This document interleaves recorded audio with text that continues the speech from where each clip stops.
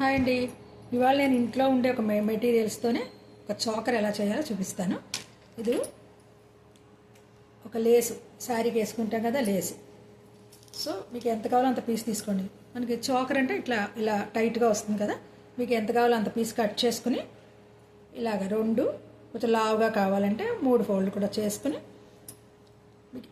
Cut చేసుకుని కుట్టేసుకోండి. అటు ఇటు ఎంత వెడల్పు కావాలో అంత వెడల్పు తీసుకుని కుట్టేసుకుని ఇంట్లో పూసలు కుందళ్ళు ఏముంటాయి గ్లూ తీసుకొని స్టిక్ చేసుకోండి.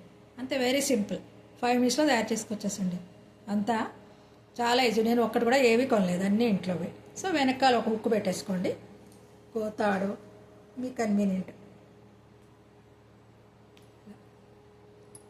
ఇదే మీరు కొంచెం పెద్దగా చేసుకున్నారనుకోండి, ఇలా నడుము కూడా పెట్టుకోవచ్చు. హిప్ బెల్ట్ కూడా పెట్టుకోవచ్చు. నచ్చితే లైక్ చేయండి, షేర్ చేయండి. Thank you.